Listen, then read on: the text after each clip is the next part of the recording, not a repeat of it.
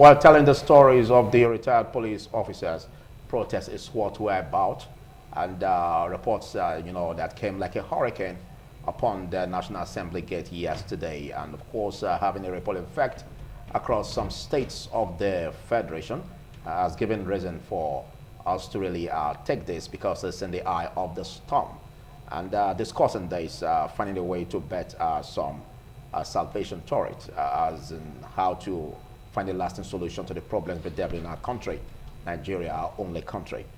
We have seasoned analysts to discuss this. And starting from my extreme left, we have a retired police officer, and he is the publicity secretary of the Retired Police Personnel Association, SP Johnson Oyamida, retired. Thanks for coming. Thank you for having me. And good morning, Nigerians. All right, so even if there's nothing good about it, but Cassie demands that you say that. Okay, well, let's quickly also, why we have SP Johnson Oyemada. Close to him, we have a seasoned legal practitioner, a doctor, and of course, senior pastor of Faith Gospel Center. Faith Pillars Gospel Center. Faith Pillars Gospel Center. Thank you for having me. It's a pleasure to be here. Okay. And good morning for Nigerians. Dr. Patrick Awosagi Esquire, good to have you join. It's a pleasure. Thank you for having me once again. Let's go over to Zone Presence, and from the FCT Abuja, we have a legal practitioner, Damisa Itote. Good morning, Damisa.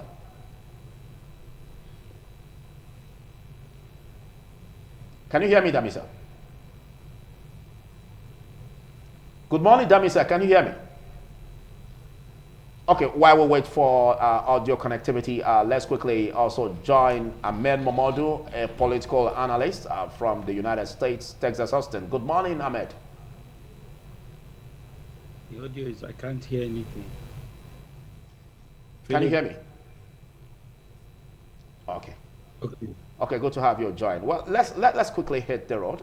Starting with you, there are situations here, that are really begging for attention, most especially looking at the retired police officers' protest, of which you are also agitated over the contributory scheme that you guys seem not to, see as auguring well for, the retired police officers. So what are your grievances as regard the CPS? Okay, I think it is unfortunate and sad that the Nigeria police, which is the biggest on the continent of Africa, we find ourselves in this trajectory of national embarrassment and conundrum. As we all witnessed yesterday, the 36th state of the Federation and the FCT. By and large, this struggle has been on for over a decade.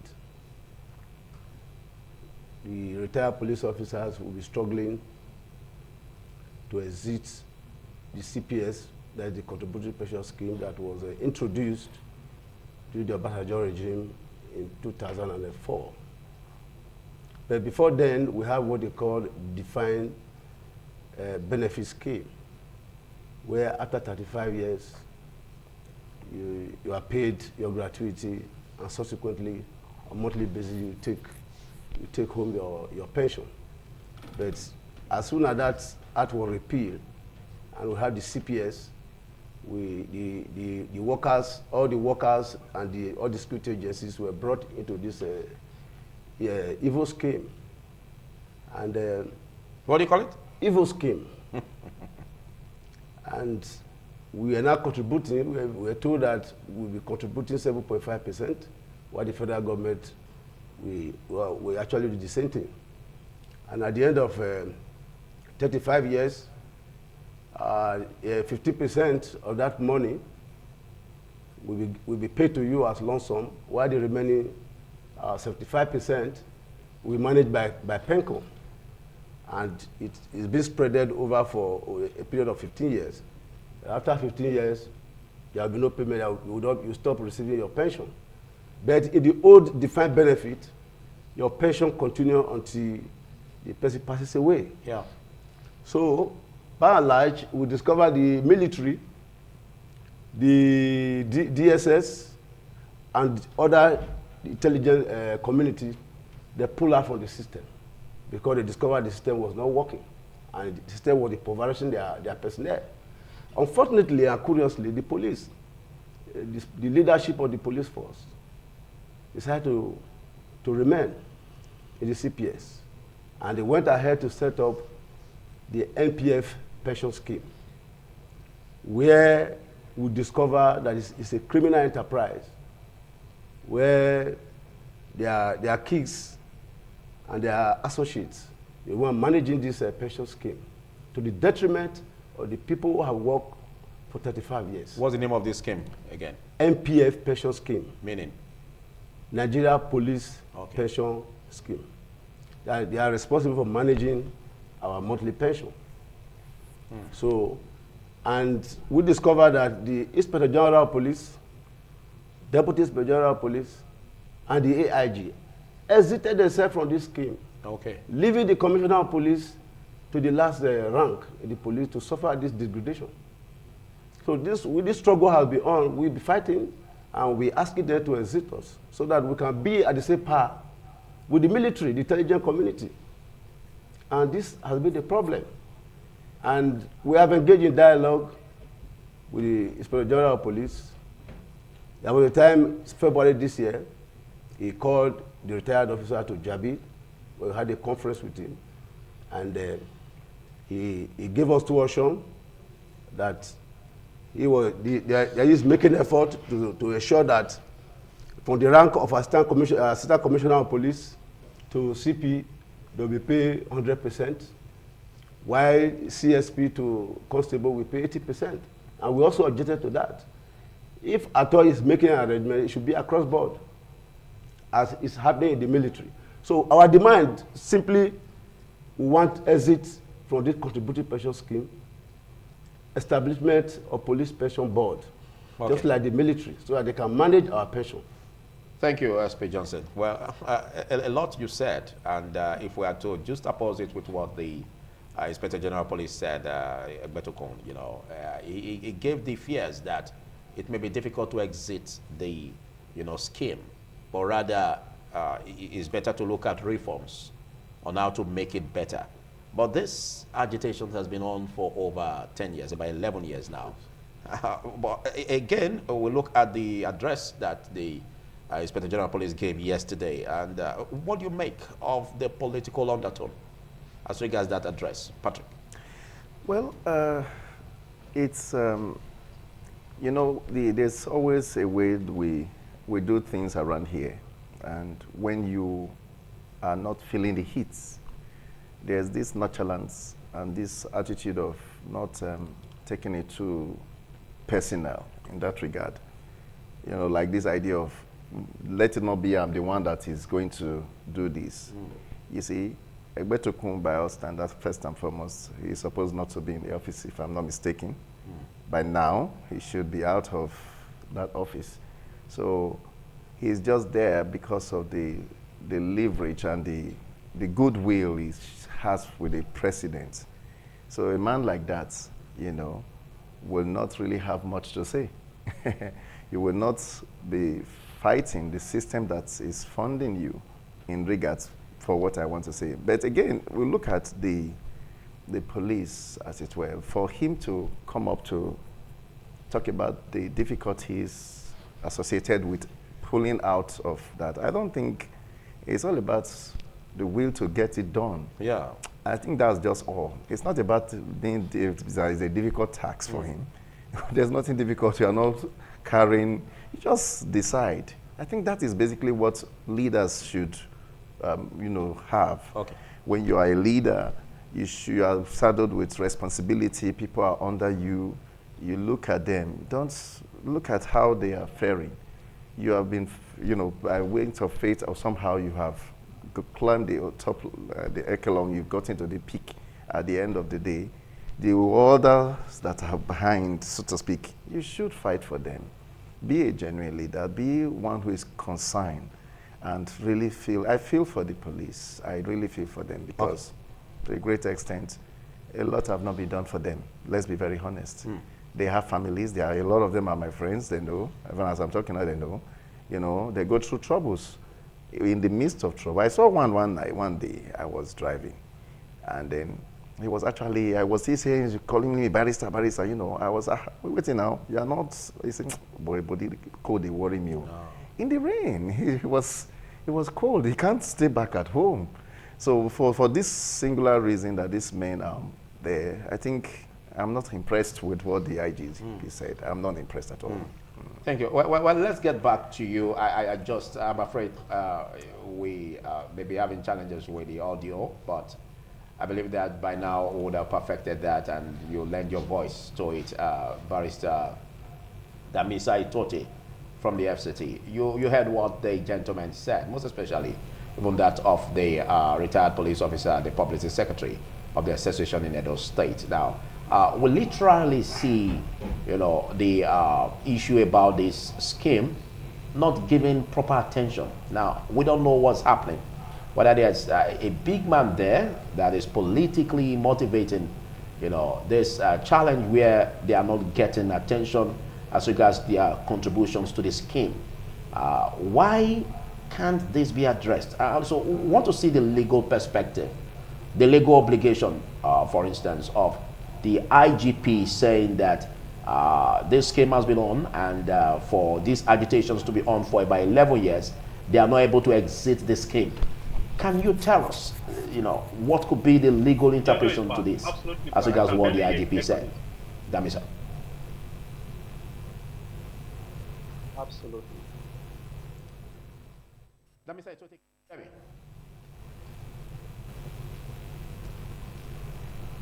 Oh, well, I'm afraid I'm having poor audio getting the sound from Damisa Itote. Let's get to you, Ahmed, from the United States, Texas, Houston in particular. What do you see as the political angle to this issue about the protest and, of course, the inability of the retired police personnel to be exited from the CPS? No audio.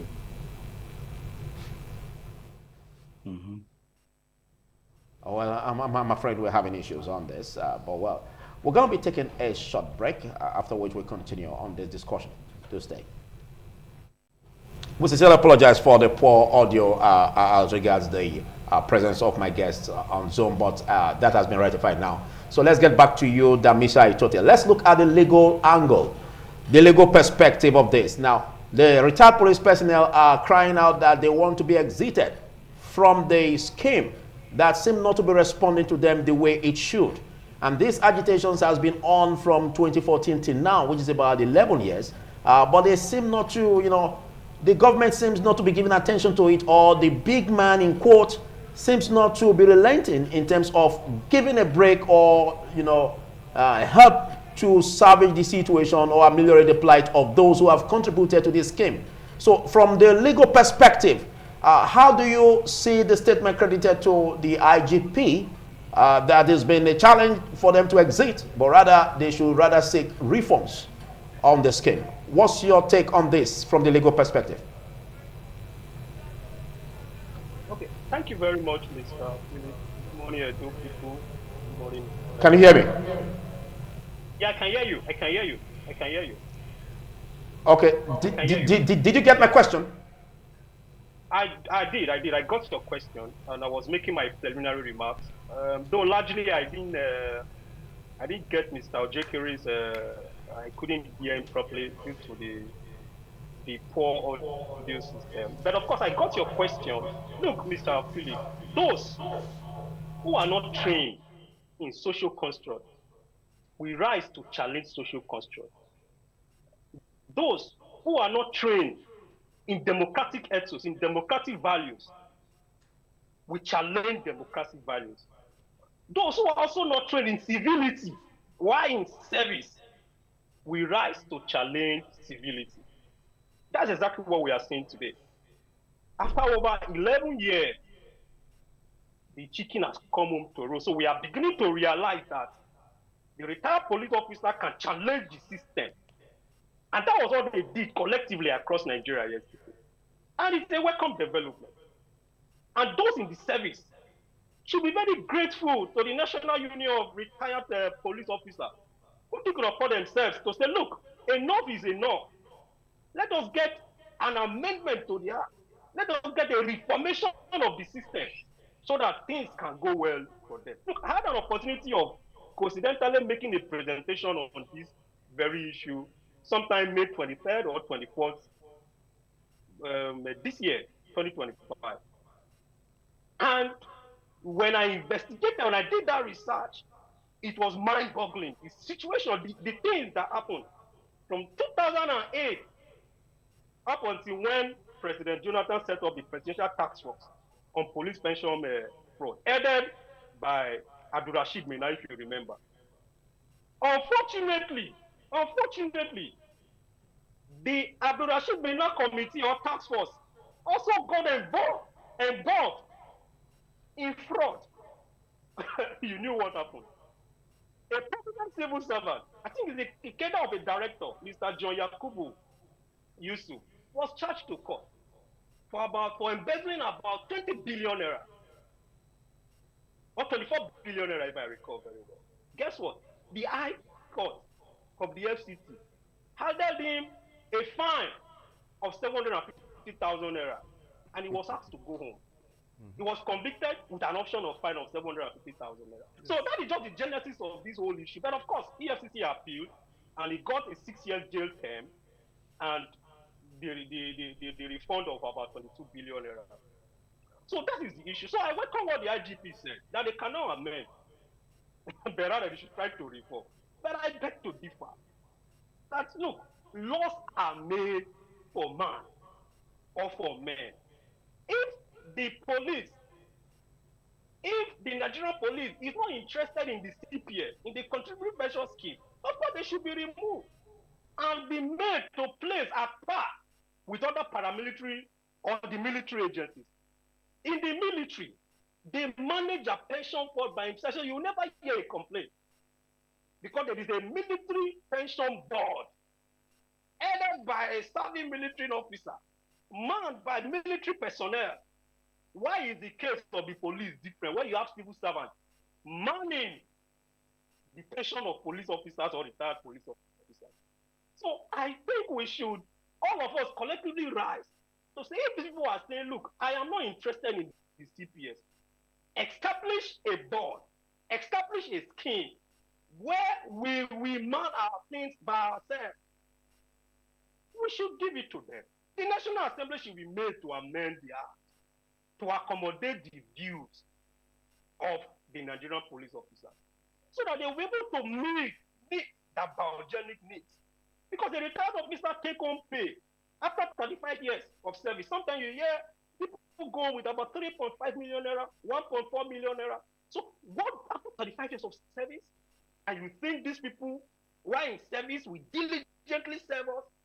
So the result of the insecurity we're having today in Nigeria is a backdrop of what is happening to people who have served, that they have retired, and they cannot get home, and they cannot live a decent life in a society where people look up to you. They have dependents. Some of them are even dead. In fact, what is even worse is that some of these retired police officers are subjected to excruciating pain in the name of verification, constant verification and re-verification. Sometimes for days, they'll be doing biometric verification. Some of them are collapsing in their offices, collapsing on the streets of Abuja and other capital city in the name of verification. So some of these things should be looked into. Insane crimes, police officers, those who have served us, the seniors are treated with utmost dignity. They are treated with utmost respect. They are held in high esteem. The reverse is the case in our system. And that is why I say that young people like us, majority of us, are even unwilling to go into such services because we know that our fathers have served.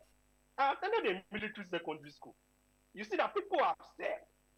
They cannot even afford basic needs for their dependents. And some of their children are the ones forming some of these things that are happening today, going to social vices, going to nefarious activities. Because why? Their parents have served, and the country they serve is in turn acting in disservice to their needs and to Okay. their basic needs. Okay, Damisa. So Da some of these things should be, yeah. should be addressed. Yeah, So I Damisa, please. call, You are a lawyer. I want you to look at this issue critically. Do they have the right to exit the scheme? Because they are saying that they want to exit the scheme because the scheme isn't serving them. What is the provisions of the law or the act as regards members that are not satisfied of the scheme exiting?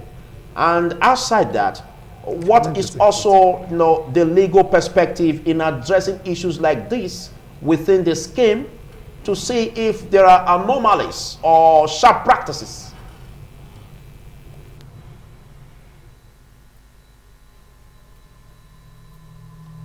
You didn't get me, I'm afraid you didn't get me there. Okay. Let's go back to you, Ahmed Mamadou. We don't know, looking at what we have here, some have said that there's going to be a sporadic effect or ripple effect where, it could, nosedive into even those who are serving, the police officers that are serving, because this is an eye-opener that, all is not well as regards the scheme, and of course, all is not well about the police force. What do you see as the consequence if this is not critically, tackled? Ahmed. For inviting me to share my thoughts, Philip. So we've come to a dilemma. There's a real dilemma. We've arrived at a position where the system is not able to take care of the people who have kept the system going. And this is a fallout of what you have seen. So what has happened here is that the people who have been contributing their salaries to a contributory pension scheme, I think is 8% that they contribute, and then the employer contributes 10% to make up that scheme, are saying that the returns they are getting is not sufficient for the investment that they've made. And then they are asking for a change. They're asking to be withdrawn from the scheme. Let's look at one angle of it, Philip. We have the pension commission coming out to say that so far the assets of this pension scheme is in excess of 24 trillion naira. That is ridiculous. You have assets in excess of 24 trillion naira, and the contributors to that scheme are telling you that they are not even getting what is due to them as at when due. As the lawyer rightly pointed out, look at what he said. They are punishing them by asking them to come for verification, etc., etc. What is happening with the scheme if the beneficiaries of the scheme are not getting any money, but they have assets in they have 24 million in assets?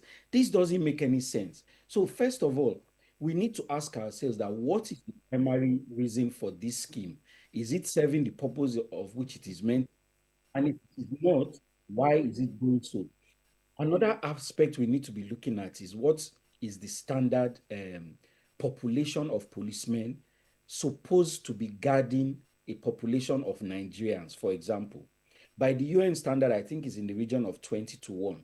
We are currently in the region of almost 300-1, and we're having these problems. But the police hierarchy is talking about increasing recruitment. You cannot even handle the ones that you have taken out in retirement and pay them their benefits. How are you going to handle an increase in the manpower? That's another part. Problem which recently came to my attention is also that this scheme is not for the entire police force. The officers or the higher cadre, they are part of a different kind of scheme, and this scheme is strictly restricted to the lower cadre. So there's a conflict of interest already there. The upper echelon of the police are enjoying benefits that the junior echelon are not even entitled to. So this is some of the inconsistencies in the system that has brought us to this point where the policemen are now saying, look, enough is enough. We've served. This is money that we put in. It's not a benefit. It's their money. You are simply keeping it for them, and you are supposed to return it to them at the point where they need that money. So something has seriously gone wrong somewhere, and it needs to be investigated thoroughly. Mr. Itote from Abuja, please, if you can hear me clearly, I want your response on that.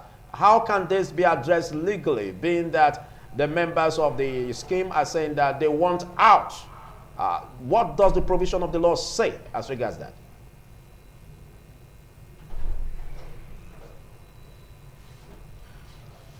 I'm afraid we're still having issues with poor audio. Well, let me ask you, how do we tackle this legally? Because all of this is just showing that, you know, there could be something wrong somewhere.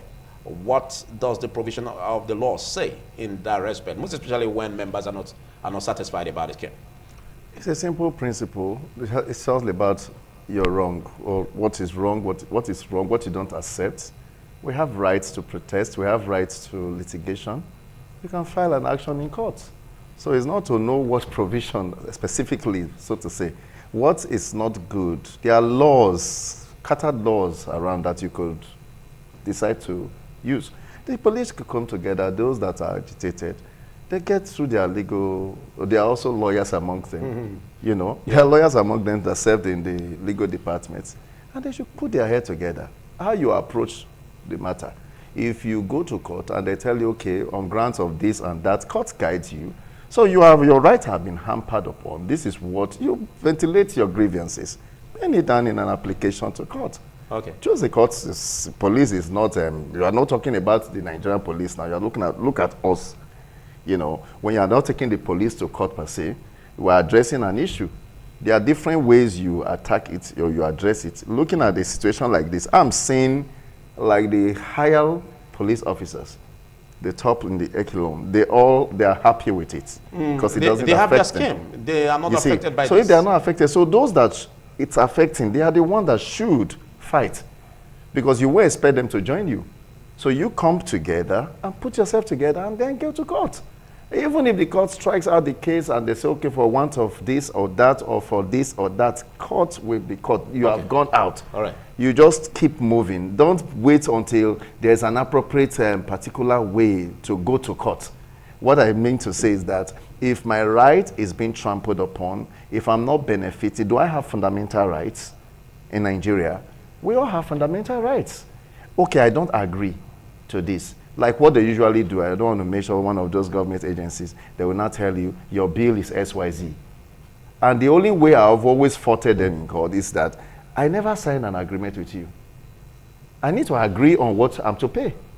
If you come to pick my trash or whatever the case is, I should come to terms with you. Okay. For you to give me estimated billing in that regard when there is no basis for that, there must be an offer, acceptance. All these are basic principles. What I'm saying in essence is, it boils down to the nitty-gritty of what I don't want. I don't like it. This is what we have done, and this is what we are feeling. It's not helping us. We want to opt out. Then go to court. Okay. Simple. Let's come to you. You know, this is your thing. From 2014 till now, you guys have been fighting a way to get out. What has been holding you? Pardon? What has been holding you from getting out? Is it that it's impossible to exit? Because the IGP said that that's quite an Herculean task. Yeah, that's why I said from the beginning that there's a grand conspiracy. You know, they're feeding on the money. The grand conspiracy between the police leadership and the federal government to perpetually stifle our economic freedom.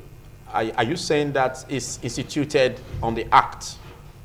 No. Or you are saying that away from what the act says, there's a deliberate plan to perpetually put you guys exactly. in this situation? That's the point I'm making. Because otherwise, the act doesn't say the so. At all. Okay. Because what the primary point I'm making is that initially when this act was enacted in 2004, all the security agencies were embedded in this very act. Okay. The Armed Forces, DSS, NIA, all of them were there. Before they exited? Yes. They were able to exit? Yeah, they exited. So what stopped them? That's a precedent. That is it. That is the question we should be asking. It's a precedent. You understand? That's what we should be looking at. If they are able to exit, then you guys can exit. So why I'm saying there's a grand conspiracy, simply because this Inspector General of Police, not particularly this one, all the successive Inspector General of Police. Yeah, in the office. The DIG and the AIG. They discovered the system was not working. They left. They left, leaving the Commissioner of Police down What's making it not work? Good. Can you imagine, after 35 years of service, a Superintendent of Police, 2 million naira. Then monthly pension, 50,000. And we have family to take care of. As I speak to you, a lot of retirees are dying drugs. They can't pay for their medicals. Some of them can't pay for their accommodations. So it's a whole lot of problem. And that's why we are calling on the federal government, because the earlier the better. Because there are a lot of agitation, even those who are in uniform right away as I speak to you, they are not happy with the situation that is on ground. Okay, are you also of the view that there could be sharp practices within the scheme? Exactly. Corrupt tendencies. That's what I've been saying. The NPF pension fund should be scrapped, because these echelons of officers, their children, their relations, they are there, they are the one managing this system. If you are not in the system, I wonder why are you managing it? Inspector General of Police, they are not there. They are the one managing it. Of course, the NPF pension is a company. And all this while, we've not got it, they've not told us the profit. They've not declared the profit they made so far. They are the one enjoying all these benefits. And those who work for this money, we are the ones suffering. And that's why we should go. We should exit. All right. Damisa Itote, please, can we get you now? Damisa Itote, can you hear me?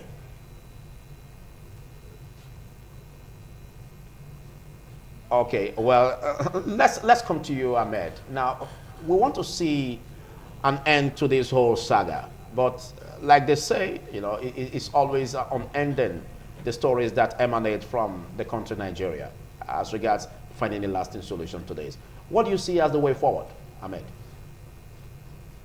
Damisa, okay, I hear reports that Damisa is on. Good morning, Damisa, once again. Can you hear me? Can you hear me, Damisa? Okay, let's go over to you, Ahmed. Let's get your thoughts on the way forward and how to ameliorate this. You heard what the Publicity Secretary of the Edo State Chapter Association said as regards the equivalent they've been having in exiting. So what do you see as the way forward? I think let me latch on to what the last speaker said, the last before one. He said that there's legal recourse that is open to these gentlemen. Apart from that, there's also the right of protest, which the Constitution guarantees. So some of these issues have been brought to public knowledge. And then we need public-minded individuals to take up this fight on behalf of these gentlemen. Because we even have lawyers who take up human rights angle fights. This is something that touches not just on the people that it affects, but their families and the larger society. How is it that somebody will put up 35 years of service and then be paid a monthly stipend of 40,000? It's ridiculous. So we need, now that it's in the public sphere, now that it's attracting everybody's attention, everybody needs to focus and ask the representatives, the people that make the laws, what is it that is stopping these people from exiting something that they feel is detrimental to their health? If indeed there's the precedent that the military did exit from this fund, then there's nothing keeping the police there, apart from interest, like the other speaker pointed out. And what is this interest? Of course, it's financial interest. I said in my initial summary that they said they have assets in excess of trillions of naira, but the supposed beneficiaries are suffering every day. Then what is the point? So what we primarily need to do is put this thing, keep it in the front burner, keep pressure on, ask our representatives to come to the aid of these policemen. Public-spirited individuals need to keep on the heat, and let us see what can be done to resolve this issue as quickly as possible. We are really looking at what the National Assembly members has to say, because this happened at the National Assembly gate in FCT, and we want to hear reports on what exactly, you know, the role of the National Assembly will be in this matter. But that will be after this short break. Do stay. Yeah, thank you. The program is This Morning on ITV, and we're on to Damisa from FCT Abuja. Damisa, please, let's get your thoughts, because we've been on this and want to see the legal perspective. And this is a group that have been fighting hard to exit the scheme, but they seem not to be able to do that, probably by frustration that they are getting from the top echelon of that scheme. What does the law say? What are the provisions of the act? If they are grieved with a scheme, can't they exit? So what do you see as the legal way to address this challenge? Okay, first, the legal framework for the CPS is regulated by the Pension Reform Act of 2014. So, in the wake of the fraud perpetrated by John Yakubu Yusuf, Atiku Abubakar Kigo, Esai Tagbada Nalu, the National Assembly, after the investigation in 2014, enacted a new act that repealed the act of 2004, that is 10 years before. So Section 4 actually mandates them, now it's a mandatory contribution by the police officers. But Section 5, ironically, exempted security agencies like the military, the Department of State Security, and its lights from the scheme. It's an express provision. So why compel the police to be part of the CPS when their sister agencies are exempted from the scheme? So the scheme is double standard. I think I've been a point of contention by the police. So look, if our sister agencies are not part of this scheme, we should also not be part of the scheme. Okay, Damisa, so what's the way forward? Education and verification. So that is the point of contention. So the National Assembly should listen to the cries, to the demand, to the requests of the retired police officer.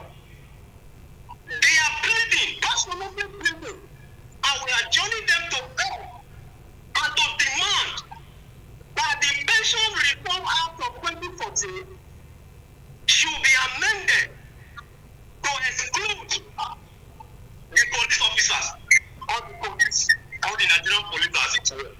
So that is a very noble demand, which is not at variance with the rights of every Nigerian. So the police is clearly saying that look, we are suffering under the contributory pension scheme, that there should be a defined benefit scheme as operated by the Nigerian military and other sister agencies. So what is good for them should also be good for the Nigerian police. Because the Nigerian police are everywhere. Policemen are everywhere on the streets, protecting banks, protecting markets. So they should listen and amend that section.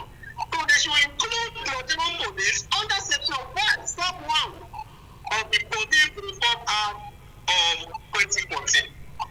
If the Act was amended in 2014 and the one of 2004, on account of the fraud perpetrated by the civil servants in the police pension office, running to several billions, 32 billion. In fact, it came to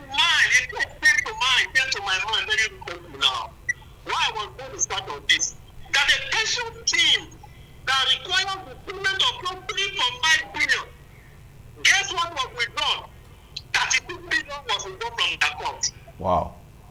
The first documents, this civil servant, former civil servant has been from first document and withdrew 42 billion for a pension scheme that also, or for a pension payment that was 3.5 billion, 3.4 billion. So you see the magnitude of fraud, the gigantic nature of the fraud, this perpetrated by the civil servant in the police pension office. I told you a while ago of how the president, President Tinubu, had to now form a task force, a political task force. The task force also running to fraud. EFCC recovered properties in Lekki, in Abuja, in Mekama, and other choice areas in Nigeria. These monies are monies that ought to be paid to retired police officers in Nigeria. So you see the issue. So we are calling on the National Assembly to act swiftly and save time. So Thank you. that this situation will not degenerate. Where those also serving will now have to join them. Because there are threats that the Nigerian police we embark on national strike very soon if care is not taken. That is my position, please. Thank you very much, Damisa. Thank you very much. So that means we have an issue with the act that needs to be really reformed, and attention is upon the National Assembly to do that. But again, Dr. Patrick, again, what can the National Assembly do? Because some have said that, well, there seems to be an enterprise. This seems to be an enterprise that those who are the elites, you know, seem to enjoy. Otherwise, why is it allowed to fester? Well, it's clear, it's glaring. That's been the norm over time. So whoever is president automatically find ways to get the National Assembly under its whips and caprices so that they can always work together. As against all principles of democracy, Montesquieu has said separation of powers should be. You know, there should be some checks and balances. But in a case like Nigeria of today and of before, you know, we have not really seen that turn out the way it should be. So when you expect the National Assembly to act, they're going to still keep giving you this cold feet. They told the police officers retired now that, okay, we're going to look at it. It just give them some words to tell them something good. So you mean they will treat it with kid gloves? Yeah, of course, because they are all benefactors in the real sense of it. Because if you look at this whole thing, why I'm saying it is this. Because if we allow, how can non-police officers manage police funds? Just check that out. So that, and then who are those guiding them and putting them in position? And who are those that would eventually be brought to the fore if anything is found wanting? And who will now go out there to expose them? Let me paint a scenario of me and you. I want to protect you. And this man is asking me to expose you. And you are my own, my friend. And the money that we are trying to recover, I'm not the one. I am saddled with the responsibility of bringing you to book or checkmating all the excesses you are perpetrating out there. Then he's asking me. And the money you pulling out there, you're using it for my own to build my empire. You are giving an instance. I'm giving instances. Oh, yes, I'm just giving instances, of course. But it's like that. It may not necessarily be money. Yeah. It could be goodwill. Maybe I know him too well. Oh, I cannot say no to him. Oh, okay, what will I do now? Let's find something. And I can't say no to you. Okay, what do? We are working on it, sir. I will make sure I see the president on what is going on. And then the next minute I come back and say, well, we have done what we need to do. But that's exactly why what we have been trying to stop. Because we've seen the rot in the system. You see? And some have said, does the president or the administration under President Bola Tinubu has the will, the political will, to put an end to this? Because this, again, another issue of fighting hard on corruption that seems to be fighting back. You see, when we say corruption fighting back, was corruption actually fought in the real sense of it? Because when I have often asked such questions, you say corruption is fighting back. In my opinion, nobody is fighting corruption. That's how I see it. It's my opinion. You mean under the present administration, the fight has been on its lowest ebb? Now, every administration, if we want to... But how do you compare that? How do you compare this to that of the immediate past administration of late President Muhammadu Buhari? Yes, now, what I'm saying is it's about the same thing in the real sense of it. Now, it's not about the president. You see, where we mix it most of the time, you forget that there's already a system running. There's already a system running. And in that sense, we should know exactly what we're doing. And then if you say you're fighting corruption, you're trying to put it there. Okay. It's not about you saying corruption is being fought. All right. And, can I go on? Go ahead. You have a minute. You have a minute. All right. It's always disrupting me. Now, when you say you are fighting corruption, now, who have been sent? We talked about MENA. I think you heard him talking about MENA, the pension fund, and all those money issues. What was the judgment? What was his punishment? And where is he? And what happened with all those billions? So it's not commensurate to the punishment. But you find somebody who didn't steal so much, or maybe something, bad or wrong act is wrong, somebody maybe in the neighborhood of 20,000, 150,000 serving some 3 years in prison, and somebody with those humongous amounts of money will go smiling out of court and just paying okay, this is what you have to pay, the fine. And at the end of the day, what I'm trying to say is that it all boils down to corruption, even if you're in court. It all depends on what I'm charging you. He is an ex-officer. He understands what I'm saying perfectly. If you use firearms to charge somebody and then you say simple stealing, are they the same? They're not the same. Okay. So they're all both in court. So this is are the areas we should check and really allow people to suffer for what wrong they have done. I'm an advocate of sending people to prison. If people are really punished for the wrong they do in this country, we will not be where we are. Okay. So that's why I say corruption is not being fought. Okay, let me give you gentlemen 1 minute each to round off. Well, I really want to empathize with what you guys are going through because we all seem to be having this ride. It's just that at this point, it's your turn to, disclose or ventilate. Maybe at the point, it may be my turn to ventilate someday. So let's get your final remarks on this. Fundamentally, I want to say that the struggle we are into, it's not principally for us, those who have retired. We are also fighting for those who are still in uniform, even those who may be aspiring to take the police force as their career in the future. Yeah. Because if this injustice is not dealt with, you discover that it will spill over. Yeah, it will spill over. Okay. And that will have a very serious ripple effect on national security.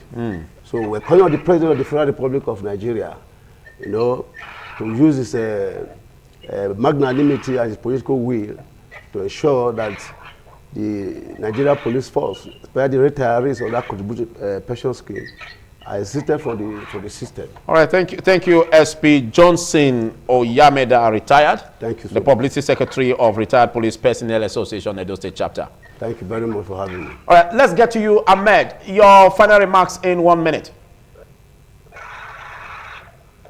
We need to all put all hands on deck. This is a national security issue.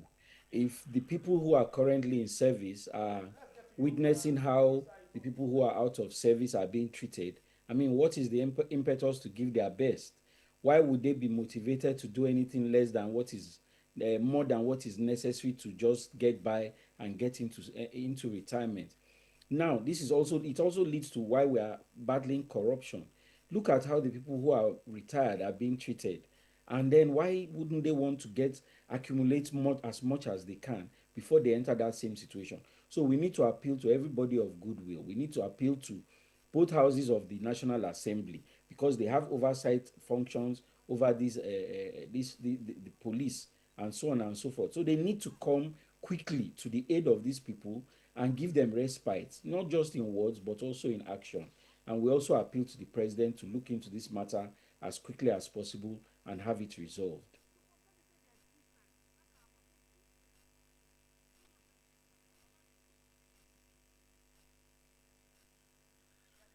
Thank you, gentlemen. Big thanks, Dr. Patrick Awosage, for taking our time to be part of this. And of course, big thanks to you, SP Johnson. Thank you. Big thanks to you, Damisa Itote. Well, we do this same time next week if we have the opportunity to, have an update on this story.